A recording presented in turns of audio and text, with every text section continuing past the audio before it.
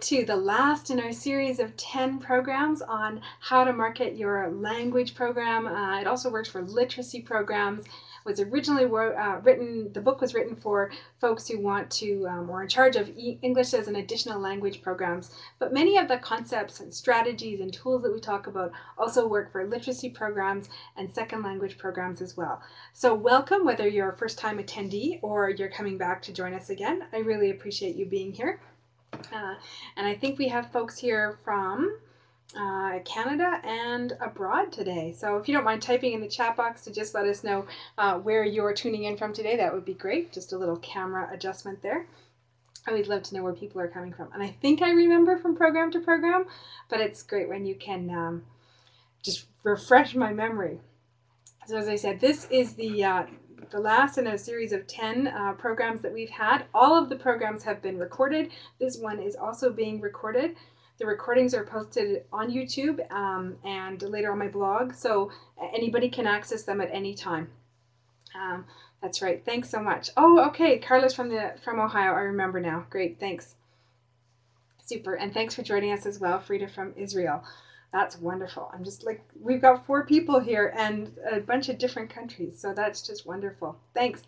Well, today's program is all about social media. We've kind of run the gamut in our program here from talking about everything from strategy to writing marketing copy to specialty programs or specialty tips for programs at large institutions, how to build relationships as you're marketing, the difference between marketing and selling, and the need for patience, particularly in nonprofit programs. And today is the only topic that wasn't actually covered in the book, 101 Ways to Market Your Language Program, because it was the second edition came out in 2005. So 7 years ago, Facebook didn't even exist, or if it was just in the very, very beginning stages. And so all of this is brand new. But as you can probably figure out, I love technology and I love incorporating it into my teaching practice and certainly into marketing. Way back when I started doing all this in the 90s, worked with the program to actually get their first website up. And that was kind of a big deal because they hadn't had one before that. So we had to kind of figure out what we were going to do and negotiate, what we wanted on there, what should be on, what shouldn't be on.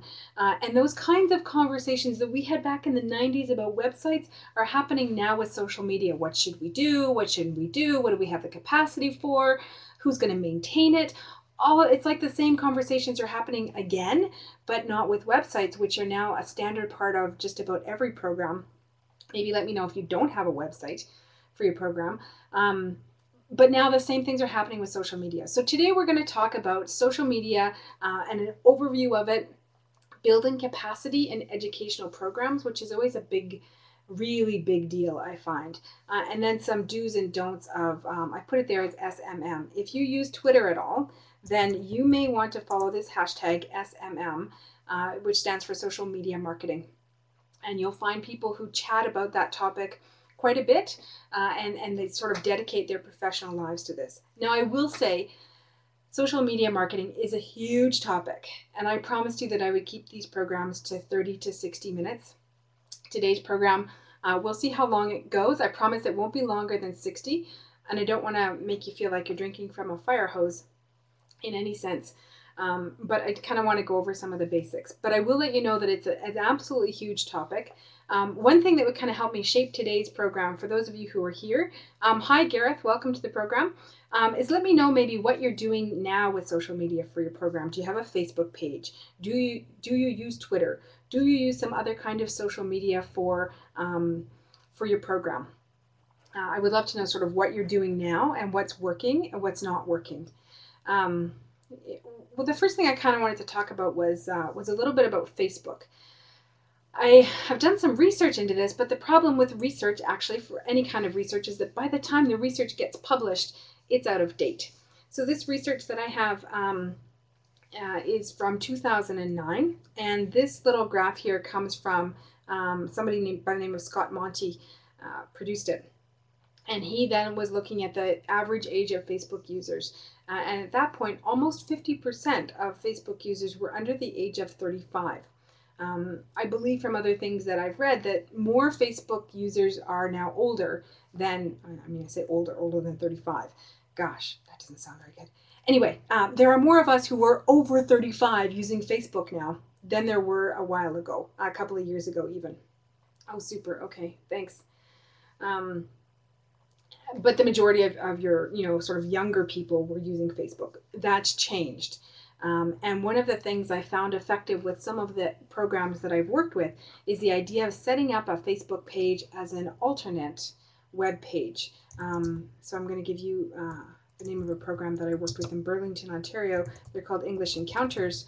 And my buddy Felix over there started a Facebook page for their students. I think it was in 2010. And they use that as kind of a forum to communicate with a lot of their students now.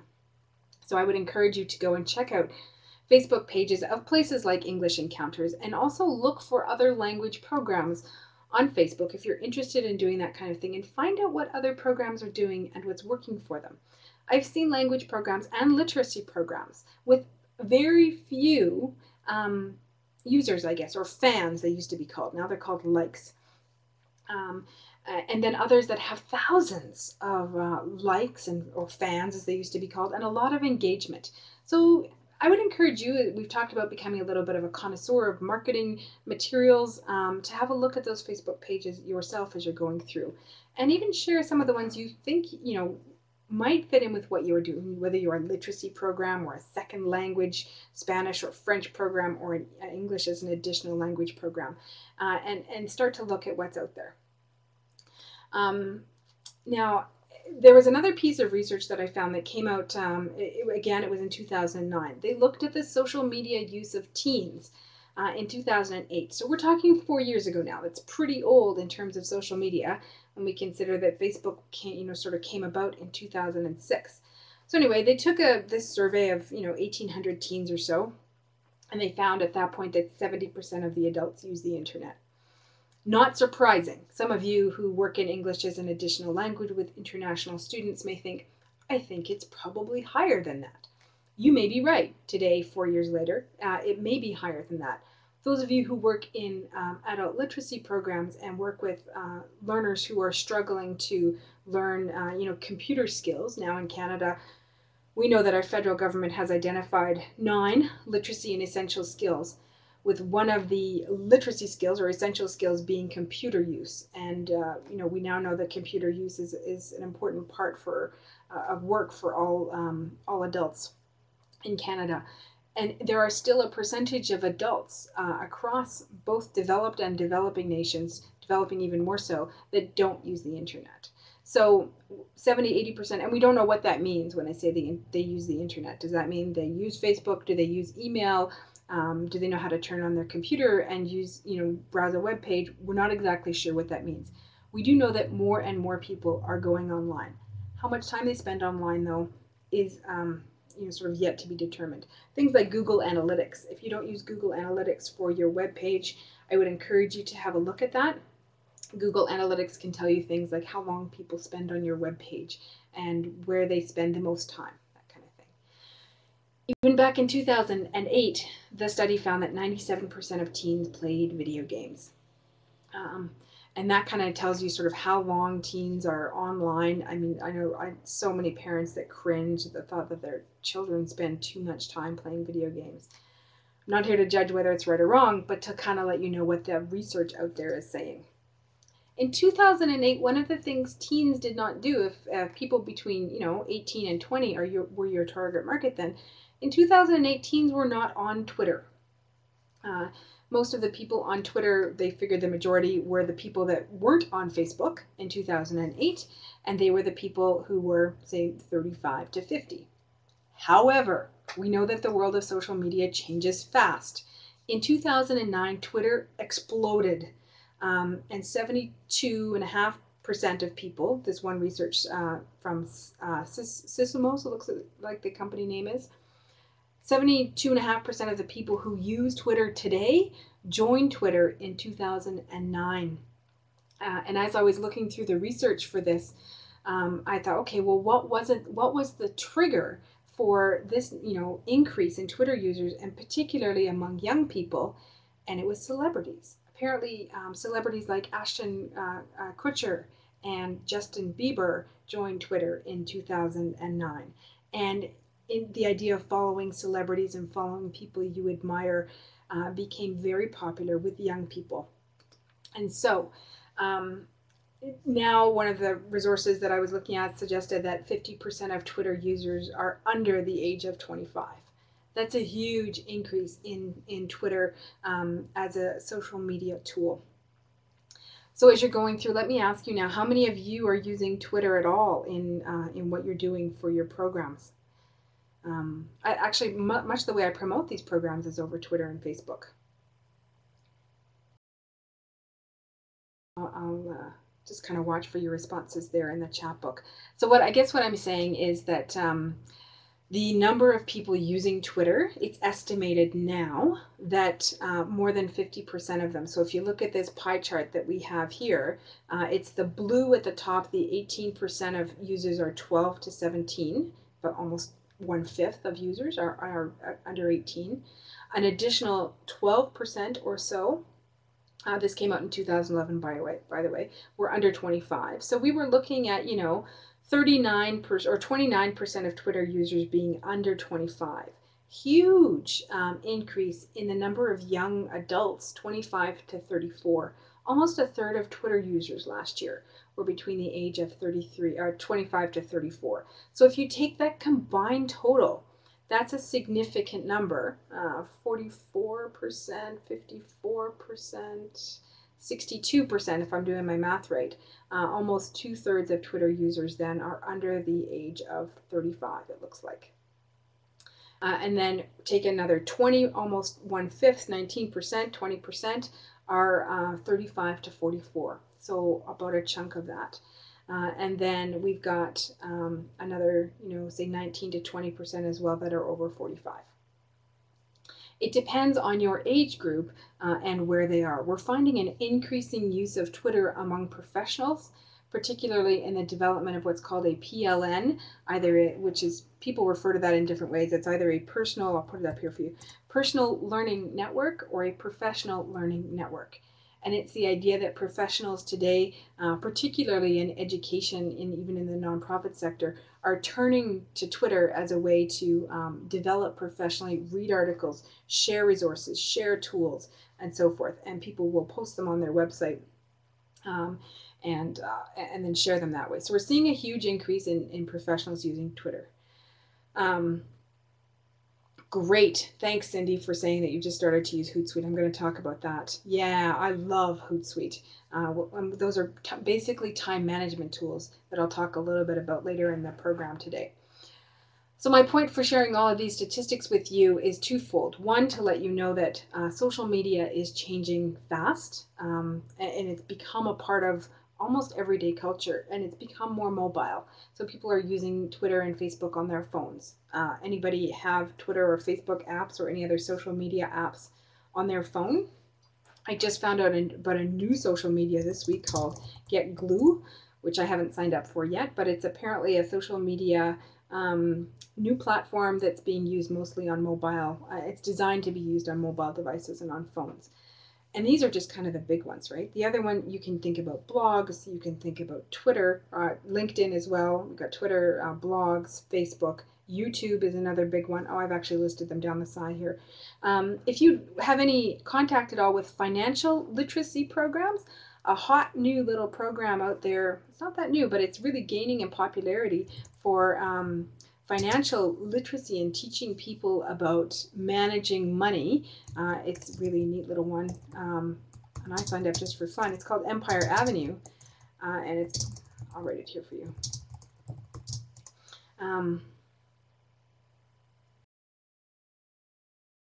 Empire Avenue is a social media platform to teach people about buying and selling sort of stocks and managing your money and saving money and spending money. So if you have financial literacy programs, this is essentially a free social media that people are using to learn about that. Completely free to sign up for, and you get, instead of fake dollars, they call them EVEs, and you get to learn how to spend them wisely and what you want to invest in. It teaches people about investment. It's a great little program. And one of the commodities is social media use, which I also find fascinating. My little bottom icon there, it looks like two people shaking hands. I use that as a social bookmark sharing site. I also use Digo. There's Digo and Delicious and other social bookmarking sites. And if you use social bookmarking sites, it's considered social media, and you can use that for, teachers can build their own bookmark for online resources. Say you want to teach something like, I don't know, the subjunctive. You could have a bookmark of sites that just teach all about the subjunctive, or conditional verbs. Go and check out these great resources on conditional verbs. Or if you teach literacy, you can have different sets of bookmarks for each of the 9 essential skills. And you set up your account, and then you set up your own sort of bookmarks. And then underneath each one, so if I wanted to have one, for example, on computer use, I could say to my students that I'm working with, my learners, you can check out these sites on your own time and these resources on how to improve your computer use. And I find that a great tool. I often share my Digo bookmarks with my students. And the other thing that we're finding out as well, that social media has a shelf life. Which is something that, as people are trying to learn one type of social media, there's this kind of ebb and flow to the different platforms that are out there. 10 years ago, there was a different social media platform called MySpace, which was hugely popular with teenagers, particularly those under 18, and it was really cool to have a MySpace account. And MySpace has all but died off as Facebook came in and took over.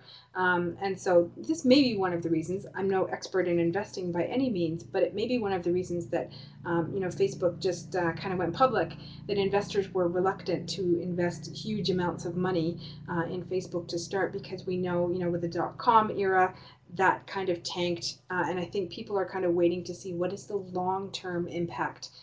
In terms of social media, Facebook is old and established. In terms of investing, it's not really. Would you invest in a business that was just 7 years old? It might tank very quickly. Nobody actually knows. It's all very new. We do know that MySpace has declined in popularity and others have increased in popularity. And with the success of Facebook, LinkedIn also went public last year, that others will try and come in and edge them out. So it's always a bit of a, for lack of a better word, a crapshoot as to where do you want to spend your time and energy when you're trying to market your program.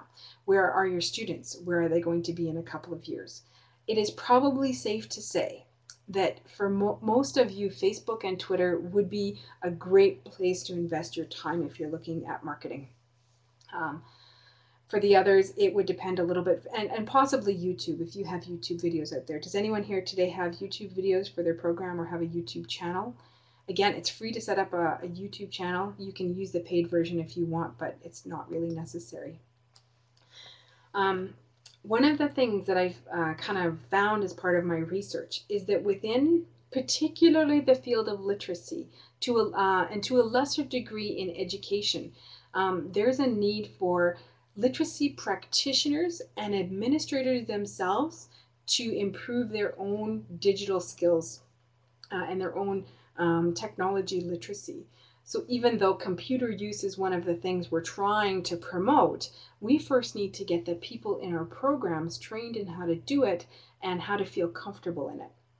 If you want to check out that report, it's freely available online, and the address is there for you. That's not clickable, so why don't I just type this in here for you and hope that I don't make a mistake, because I'm typing really quickly.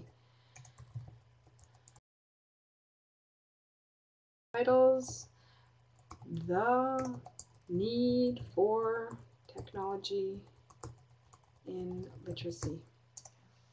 So you can, great, thanks Gareth for letting us know that you have one YouTube video there. Oh, super, great, 3 videos so far, wonderful. Quick tips on using YouTube. Research that I've done so far suggests that your videos, your promo videos, should probably be less than 2 minutes in length. And if possible, have more than just one person talking. So even one person in slides, for example, or slides that can kind of move through to kind of keep the visual interest there. That's my little quick tips on YouTube. But absolutely, I would encourage you to have a look at it. I've seen some sources that predict, who these expert sources are, I have no idea, that predict that the amount of video that is on the internet now is greater than it ever has been and will continue to increase over time.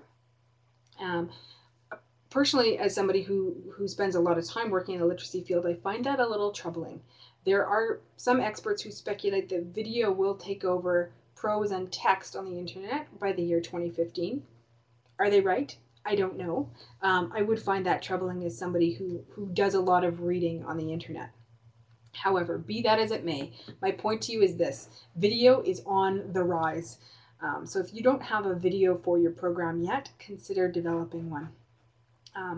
This little research report tells you, sort of talks about building capacity in literacy and learning organizations, language organizations, in a general sense in terms of technology. It's raising the bar in general for everybody who works in the organization. So why do I say this? I say this because social media knowledge in an organization needs to be shared. Let me see if I have an example for you here. I do. An organization I've been working with in Calgary recently, they're called Ready for Learning. They're an early childhood literacy group working in our small little community of Bowness. When I started working with them, they have a small program staff of 4 people. None of them really used Facebook very much, right? Including one person who's younger than the rest. And I thought, oh, she'll use Facebook. I made an assumption. She doesn't really. None of them used it for work very much. You know, a few people had kind of dabbled personally. There were some issues around privacy and some concerns around that and so forth. So here's what we had to do. We had to get one person went away for the summer. So we're working with a program of 3 staff now. We ensured that everybody got a Facebook account. For those that were not comfortable having one account, I have one account, and I will basically have an open networking policy, right? Unless you look like a complete crackpot, I'll just say yes if you want to be my friend. Different people have different levels of privacy sensitivity around that. What we did with these 3 staff members was we had them create a separate profile for their work. So they opened a Facebook account with their real name, and they used their work email address, and then they invited people, friends, who were actually work colleagues. So they had 2 separate Facebook accounts. Do I recommend that? Well, I mean, I think ultimately it's better to have one. It's easier to manage. But if your privacy concerns would prevent you from, doing anything with work for your Facebook account, split it up. Facebook doesn't really, like it, I suppose, or recommend it, but they can't do anything to stop it. So that's one way to kind of get around privacy concerns of people at work. So we did this with 3 of the staff members. Through the 4 program staff, one's gone away, and I did 3 training sessions with them on how to use Facebook. That included things like, how do you set up a Facebook account? How do you invite people to become your friends without, necessarily giving away all the privacy information that you want? It's the idea of using Facebook as a social network. So they might look me up as a friend. As it happened, these folks are in the city where I live in Calgary, so I know other literacy folks. And I said, scroll through my friends and find people that you know, and then use that as an organic networking way to get to know people. And then we also trained them on how to build their own Facebook page, how to invite people to be their friend. So let me just go back here. They now have these 31 likes. Well, that page is like 3 days old. So I was actually very proud of them because they, kind of built their page. They got some pictures on. They started talking about the programs that they were offering and things happening in their community. It was huge learning for them in the 3 sessions that we had together. And so what we did was, after 3 training sessions that we had, so we met 3 times, they finally felt confident, taking it forward from here without me going into their office personally to sit down with them and train them. They said, okay, no, we can kind of take it from here. That's good. So it might take a little bit of time as you are training your own staff. We really, really didn't want one person in the organization to be the keeper of all the knowledge. It's a lot of pressure on one person, particularly if that person becomes ill, or they go on holidays, or they go on mat leave, or any number of things can happen. We wanted to build the capacity in the organization, which kind of brings me to the 3rd part of our agenda today, which is kind of the do's and don'ts of working with social media. I can't emphasize this one enough. do train more than one person in your organization to use Facebook and Twitter. If you have a Twitter account for your organization, share the password around. If you have a Facebook page, have more than one person be an administrator so that you can share the responsibility and also help each other grow and learn. When we were working with this group here, by the time I left them, let me just go back here, yeah, this one. By the time I left them, I said, oh, you need help with that? Well, so-and-so can teach you, because I knew that she knew how to do that. And I left them with the idea that they could help each other grow and learn, which is what capacity building is all about, right? That an expert isn't coming in and doing it for you or just telling you how to do it, but rather teaching you how to do it for yourself. So by the time I left, I was positioning them to rely on one another to learn as they went through.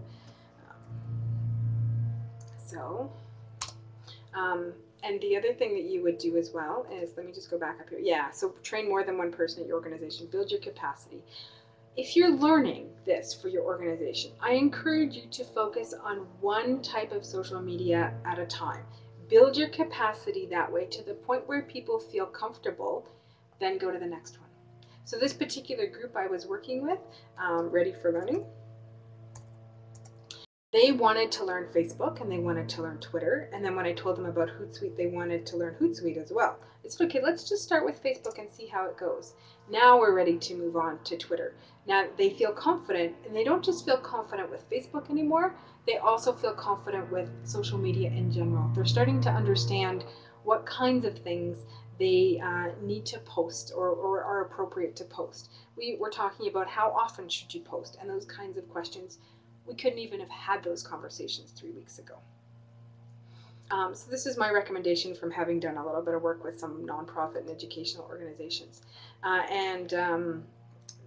It was said before, Cindy said it, yeah, she's working with HootSuite now. HootSuite and TweetDeck are two, I think, of the best known services. There are other ones out there. And if you have another one that you use, let me know about it, because I'm always looking for new and interesting things to try. I personally use HootSuite. I like it. What it is a scheduler. So it allows you to basically update your Facebook page and your Twitter page on a regular basis without always having to be in front of your computer. I use Twitter and Facebook a lot. I mean, I have them open on my computer as I'm working, and I'll check in on a regular basis. But I also have tweets scheduled. And I share all kinds of things with people, right? I mean, if I follow you on Twitter and you follow me, then you know that I will share resources. I will share articles. I will share other people's tweets. I will tweet about my blog posts. And I always have something, I have learning mantras for every day of the year, things that as a lifelong learner, I want to say to myself every day. I want to focus on something about my own learning and continue that journey, I guess. So I tweet about them every day. And I use Hootsuite to schedule those posts.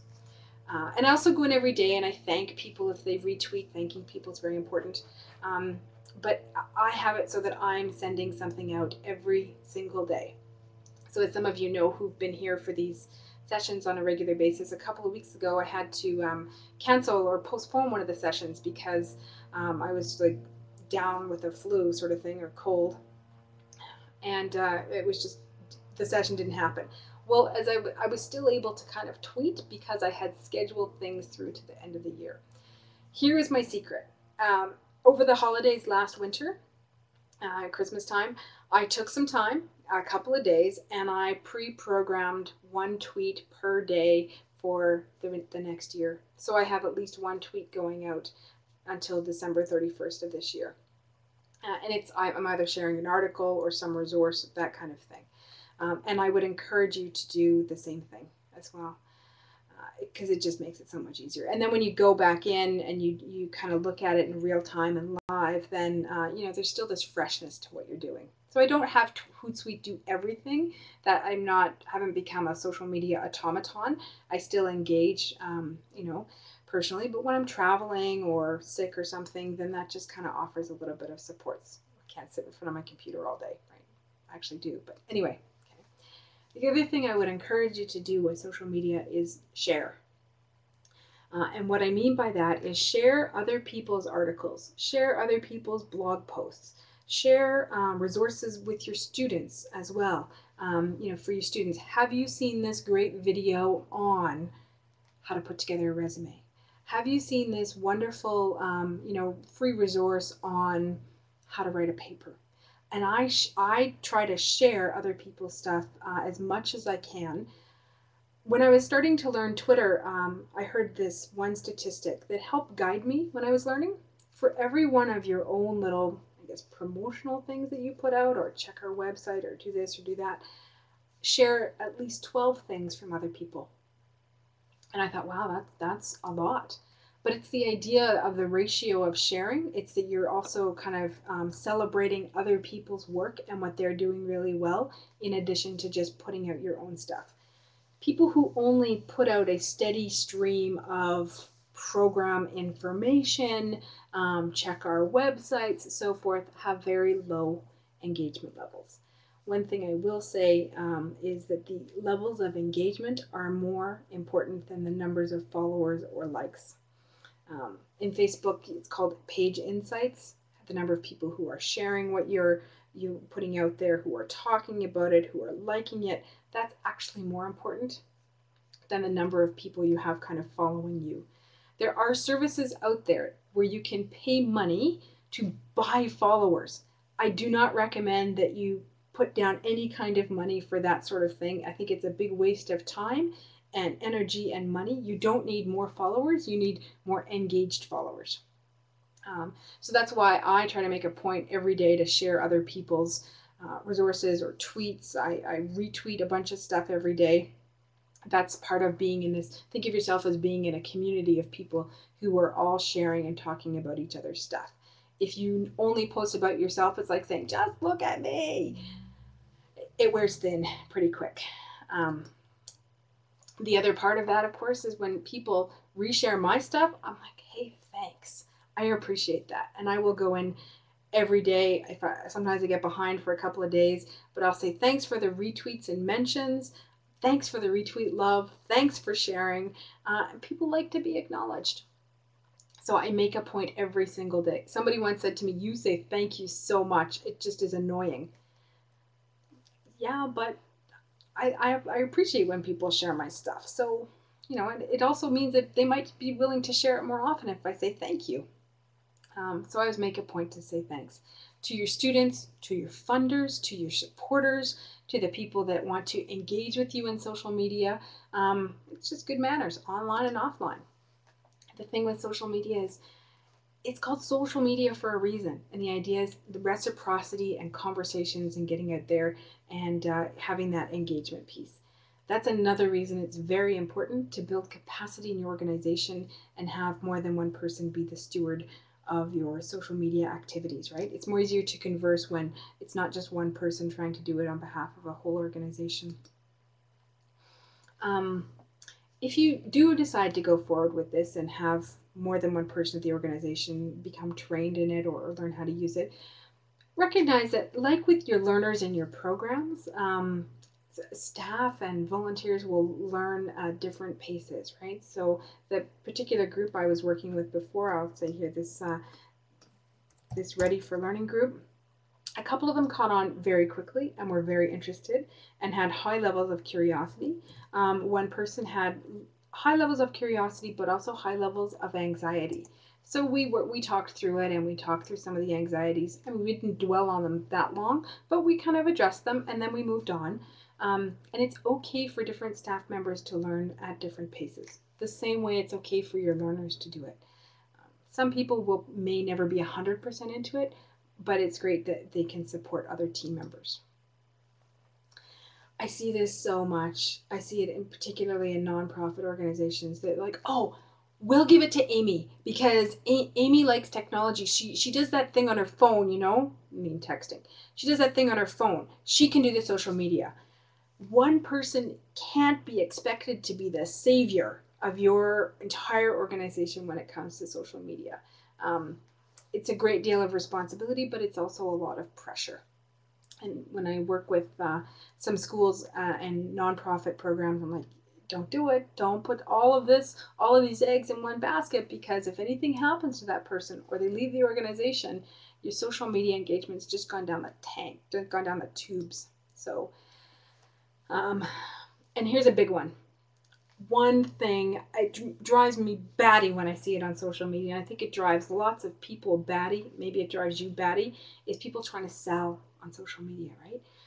Go to my webpage, and then their webpage is basically a sale. They want you to put in your credit card number or something, or enroll in our program, or donate some money, or aren't we great? That it gets exhausting for people. I might say, yeah, come and join the free webinar. I give away more stuff on social media than I've ever tried to sell. It's a classic mistake, but it's a mistake that says that you're a novice with social media. The idea is share, don't sell. Share, don't sell. The minute you try and sell, the faster people will disengage. And the same goes for asking for donations. Every once in a while, it is okay to say, we're having a fundraiser, or we're running in a race, support us. We'd love your support.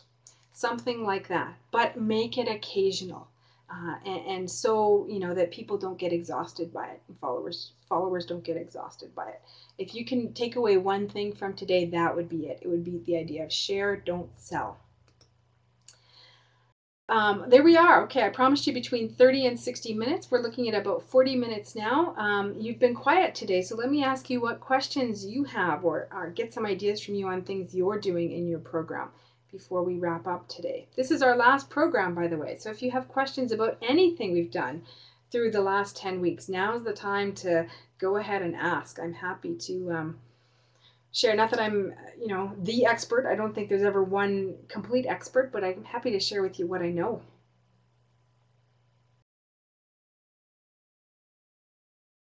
As I said, social media is such a huge topic. I really had to kind of decide, okay, what can I talk about in a short period of time that will actually resonate and make any sense? How do you sell if that's what you need? More students. Oh, it's a great question. I think in terms of social media, the way to frame it, I think, or most productive way to think about it, is to build a community. And by that, I mean, so Seth Godin, he talks a lot about business as well. I'll write his name here. He's one of my favorite business writers, actually, because he doesn't just write about business. He talks about culture and community. He talks about building a tribe. And the Facebook page of the English school that I put up there before, English Encounters, when we talked about them setting up their Facebook page with their students, we talked about them doing sort of all of the things we've talked about through the past 10 weeks. Like, they acknowledge students' birthdays. When somebody graduates from a program, they say, congratulations to our newest graduates, and they name them by name. And they'll say, welcome to our new students who've just arrived. They name them by name. They have their students sign photo releases so that they can post pictures on their Facebook page. I mean, students will take pictures with their cameras anyway and post them on Facebook page, right? But as an organization and institution, they implemented this, you sign up first day and then you sign the photo release so they can put the photos up on Facebook. They take pictures of them with excursions. They've created a Facebook page that's a hub of activity, and it's a community where their students engage with them. And then as those students move on, they have this alumni network that we talked about. I think it was either last week or the session before. They've set up this alumni network principally using Facebook as a way for students to communicate with each other. And then the word of mouth travels. Oh yeah, you want to go to try this English school that I tried in Burlington. And they're already in the alumni network then. And they have sort of, created this ambassador program with alumni from their Facebook page as this central hub. So the idea is building community first. Marketing is that idea of building relationships, and this is taking it into that online social sphere. Does that help at all? Thanks, Rita, for your comment. Really appreciate that. It's a slow process, right? If you think back to the first program that we did, and that the idea of marketing an educational program, whether it's a new program or you're marketing it sort of the first time, you're doing it strategically, 2 to 5 years is your turnaround time. That's what they call in business the sell cycle, which is agonizingly long if you have no income and no revenue and you need students in your school. I mean, you can try to accelerate that sell cycle. In my experience, it's not very many programs that can increase their enrollments drastically, except by giving it some time. Yeah.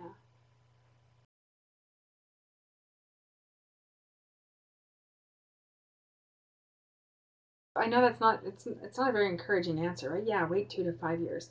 It's not the idea of waiting 2 to 5 years. It's the idea of consistently doing things over regularly and over a period of time to keep that marketing going.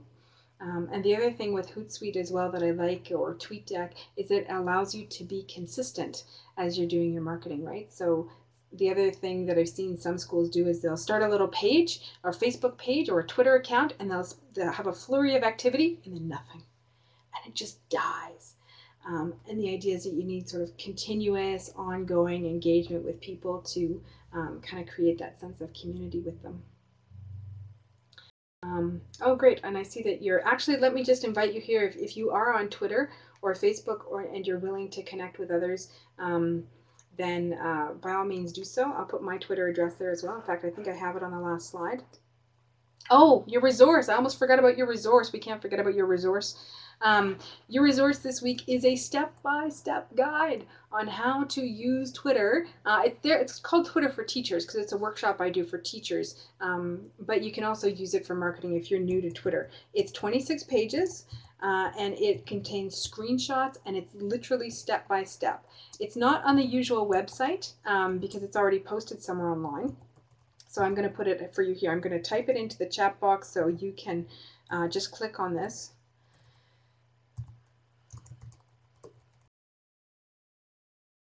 And if for any reason you can't find it or it's not up there, send me a tweet or send me an email and I'll point you in the right direction.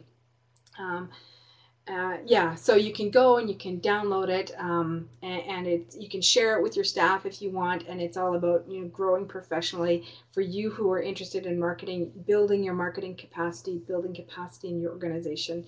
And the program I do with teachers is focused a lot around helping them build their professional knowledge, professional development, and professional learning network, using this as an online tool where you can connect with others. So yeah, gosh, I didn't want to forget your resource.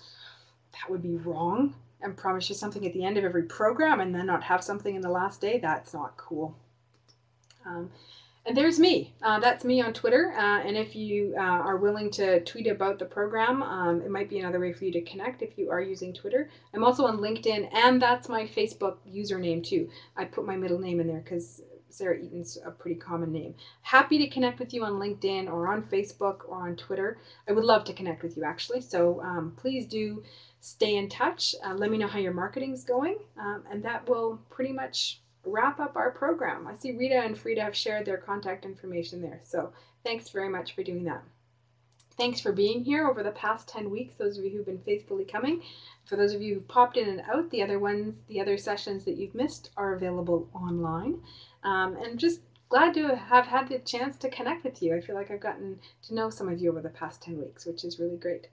Thanks so much, and I'll see you next time.